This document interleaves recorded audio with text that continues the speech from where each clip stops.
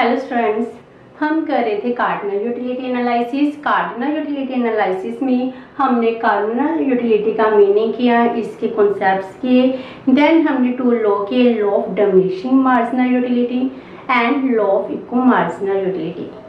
उसके बाद हमने किया consumers equilibrium, one commodity case and with several commodities. आज हमारी यूटिलिटी एनालिसिस का लास्ट पार्ट है, इसमें हम करेंगे criticism of cardinal utility analysis. कि जो हम यूटिलिटी एनालिसिस कर रहे हैं कार्डिनल मीन्स क्या था, क्या हम यूटिलिटीज को काउंट कर सकते हैं in terms of 1 2 3 4 5 so on unit में। लेकिन इसकी अब क्या है, क्रिटिसिज्म कर रहे हैं कि ये यूटिलिटी एनालिसिस सही नहीं है।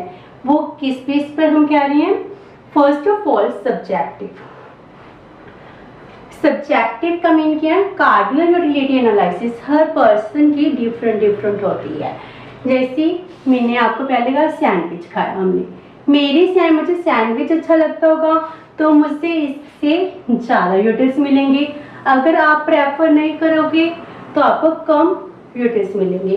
कोई चॉकलेट प्रेफर करता है, कोई सैंडविच, कोई पिज़्ज़ा, बर्गर, तो सभी को अपनी अपनी क्वांटिटी से जिसको वो प्रेफर करता है उससे डिफरेंट यूटिल्स मिलते हैं। एंड जो सब्जेक्टिव होने की वजह ये क्या है, place to place, person to person vary करती रहती है। सो फर्स्ट ऑफ ऑल जो यूटिलिटी एनालिसिस है सब इंडिविजुअल का सेम नहीं होता, यूटिलिटी सबकी सेम नहीं होती, ये क्या होती है, डिफरेंट होती है। Number 2, cardinal measurement of utility is not possible. जो हम कार्डिनल यूटिलिटी की बात कर रहे हैं, ये तो पहली बात है पॉसिबल ही नहीं है। आप सुबह से लेकर शाम तक कितनी कमोडिटी कंज्यूम करते हो, कितनी सर्विसेज लेते हो, क्या आपने कभी एनालिसिस किया है कि मैंने सुबह ब्रेकफास्ट किया मुझे कितने यूटिल्स मिले, मैंने उसके बाद लंच लिया कितने यूटिल्स मिले, कोई सैंडविच खाया, कोई बर्गर लिया, कोई टी मिल्क लिया, कर्ड ली, उससे आपको कितने यूटिल्स मिले, क्या आपने कभी काउंट किया है? नो। हम रूटीन में कोई कमोडिटी कंज्यूम करते हैं उससे नहीं मेजर करते कि यूटिलिटी हमें कितने यूटिल्स मिल रही है। हम खाना खा रहे हैं, फर्स्ट चपाती ली, सेकंड ली, थर्ड ली, क्या आपने कभी एनालाइज किया है कि फर्स्ट चपाती लेने से मुझे 10 यूटिल्स मिले हैं, सेकंड से 8 मिले हैं, थर्ड से 6 मिले हैं? हम कभी काउंट नहीं करते।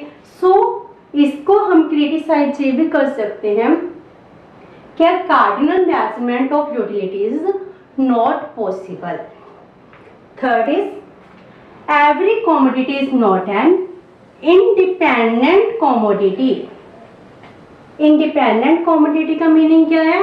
हमने इसकी अजम्पशन ली थी क्या कि सभी कमोडिटीज क्या है, इंडिपेंडेंट है।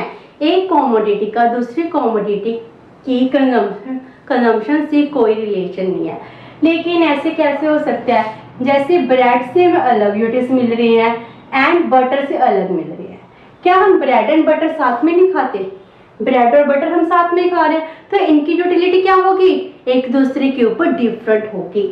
अगर मैं आपको अकेला ब्रेड दे दूं, कोई आपको अच्छा नहीं लग रहा, टेस्टी नहीं लगेगा, तो आपको उससे यूटिलिटी कम मिलेगी। अगर आपको अकेला बटर खाने को मिल जाए उससे भी आपको यूटिलिटी नहीं मिल रही। अगर हम इन दोनों को मिलाकर खाएं ब्रेड एंड बटर को, तो हमारी टेस्ट भी अच्छा होगा और हमें इससे सेटिस्फैक्शन भी होगी, यूटिलिटी भी मिलेगी।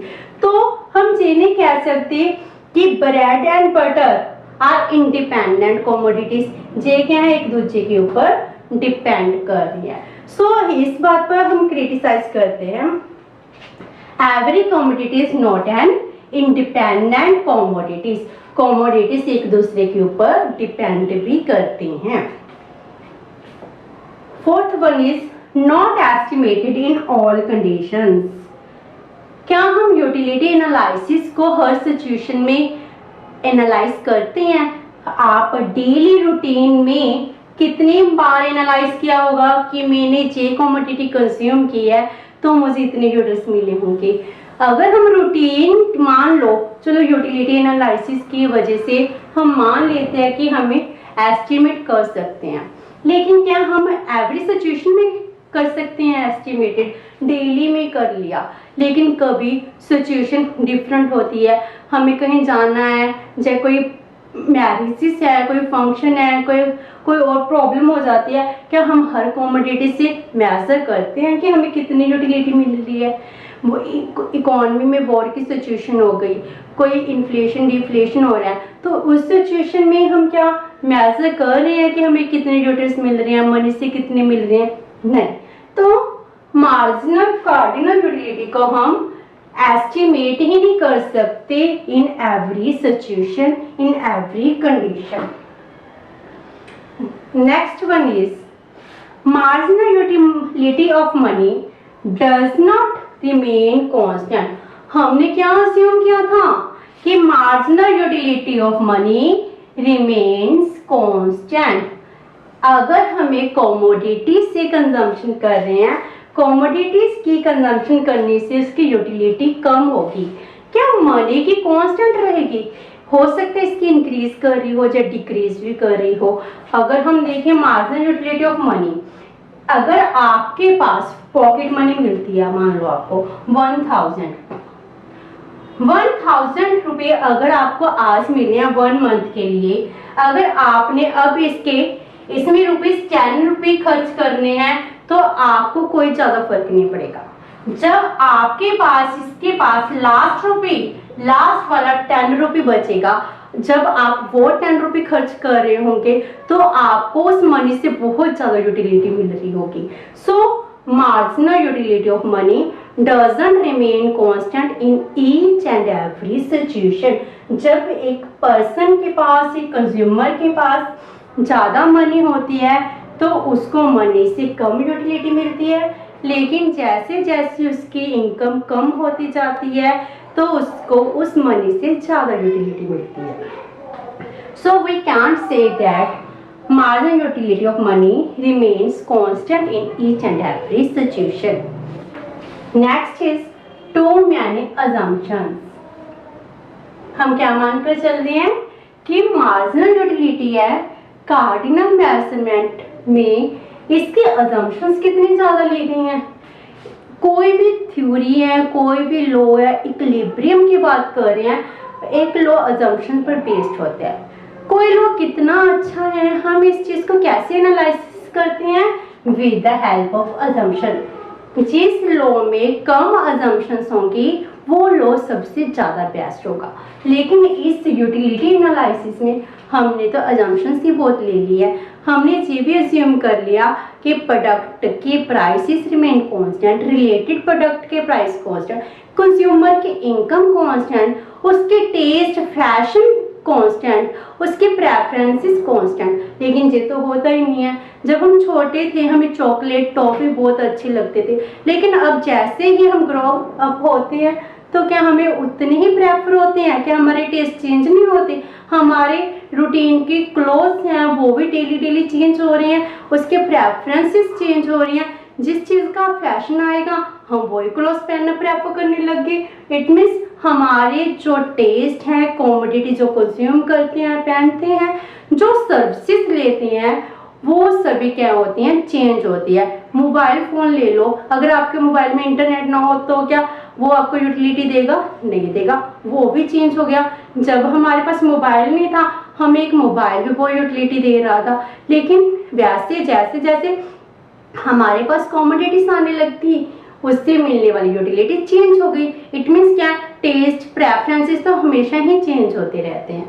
सो इस थ्योरी को हम ये भी कह सकते हैं बहुत सारे अजम्पशंस पर बेस्ड है। That's why we can criticise the utility analysis. Next is consumer is not a computer.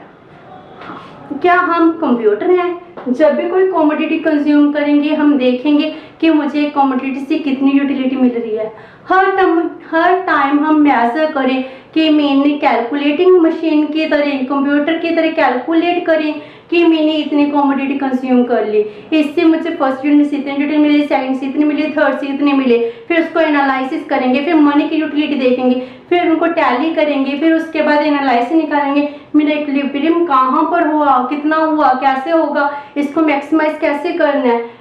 human in reality is not a computer, it is not a calculating machine जो हर टाइम एनालिसिस करे कि उसको कितने units मिले हैं utility के। Next is not applicable in an under developed countries like S India और नेपाल, पाकिस्तान, अफगानिस्तान, ऐसी कंट्रियों में जो प्लान्ड इकोनॉमी है, इन इकोनॉमीज में ये थ्योरी एनालिसिस एप्लीकेबल ही नहीं है, क्योंकि वहाँ की गवर्नमेंट 5 प्लान्स चलाती है। प्लान के अकॉर्डिंग क्या करती है, वो ही डिसाइड करते हैं what to produce, how to produce, for whom to produce, कितनी यूनिट प्रोड्यूस करने, कितना टैक्स लगा, कितनी सब्सिडीज देनी है, एग्रीकल्चर फूड ग्रेन्स के प्राइसेस क्या डिटर्मिन करनी है। तो ऐसी कंट्रीज में यूटिलिटी एनालिसिस एप्लीकेबल ही नहीं होता। And last one is it doesn't explain gibbons paradox. Gibbons paradox हम डिमांड एनालिसिस में करेंगे। गिब्बन पैराडॉक्स क्या होता है, इसका मीनिंग क्या है, जब किसी प्रोडक्ट के प्राइसेस इंक्रीज करते हैं तो भी उसकी डिमांड इंक्रीज करती है। क्यों करती है, कैसे करती है। अगर हम कार्डिनल यूटिलिटी एनालिसिस के थ्रू करते तो हम ये मान लेते कि अगर किसी प्रोडक्ट के प्राइसेस इंक्रीज कर रहे हैं, उसके पहले तो मान ही लिया प्राइस इंक्रीज ही नहीं करेंगे। अगर मान लो प्राइस इंक्रीज भी करते हैं तो कंज्यूमर का इक्विलिब्रियम बिल्कुल डाउन चला जाएगा। तो फिर ये जो यूटिलिटी एनालिसिस है, अगर प्रोडक्ट के प्राइसेस चेंज हो रहे हैं, इंक्रीज हो रहे हैं, तो भी हम एसेंशियल गुड्स की डिमांड करें, इस चीज को वो एक्सप्लेन नहीं कर रहा। सो ये थे हमारे criticism regarding cardinal utility analysis. With this हमारा यूटिलिटी एनालिसिस खत्म हो गया। अगर हम ये नहीं कह सकते कि अगर यूटिलिटी एनालिसिस के क्रिटिसिज्म बहुत है, लेकिन ये सबसे इकोनॉमिक्स में सबसे इम्पोर्टेंट थ्योरी है, बिकॉज ये सबसे पहले बेस था यूटिलिटी एनालिसिस का, कंज्यूमर बिहेवियर का, कंज्यूमर एनालिसिस का। ये फर्स्ट फ्लोर है, फर्स्ट स्टेप है, जिसकी बेस्ड बहुत सारी थ्योरीज फॉर्मुलेट हुई हैं। लेकिन जब हम कोई थ्योरी बनानी होती है, नई फॉर्मुलेटेड थ्योरी बनानी होती है, उससे पहले हमें बेस की ज़रूरत होती है। सो ये यूटिलिटी एनालिसिस हमारा बेस है। जैसे आज के टाइम में आपके स्मार्टफोन, एंड्रॉयड, आईफोन है, उनका बेस क्या था, जो हमारे सिंपल कीपैड वाले फ़ोन थे, उसके ऊपर हमने रिफॉर्मुलेशन की तो नए मोबाइल बने। लाइक दिस यूटिलिटी एनालिसिस भी हमारा ऐसा ही है। ये जितने भी कंज्यूमर बिहेवियर हैं, उसकी जितनी भी थ्योरी हैं, उनका बेस है जी स्टार्टिंग की थ्योरी है। सो हम ये नहीं कह सकते कि ये यूटिलिटी एनालिसिस बिल्कुल हमें एक्सेप्टेबल नहीं है। इसकी प्रैक्टिकल इम्पोर्टेंस चाहे आज के टाइम नहीं है, बट ये क्या है, बहुत सिग्निफिकेंट है, क्योंकि कंज्यूमर इक्विलिब्रियम क्या होता है, उसका सरप्लस क्या है, हमने यूटिलिटी एनालिसिस से ही सीखा है। विद दिस हमारा यूटिलिटी एनालिसिस कंप्लीट होता है। Okay, thank you, have a nice day.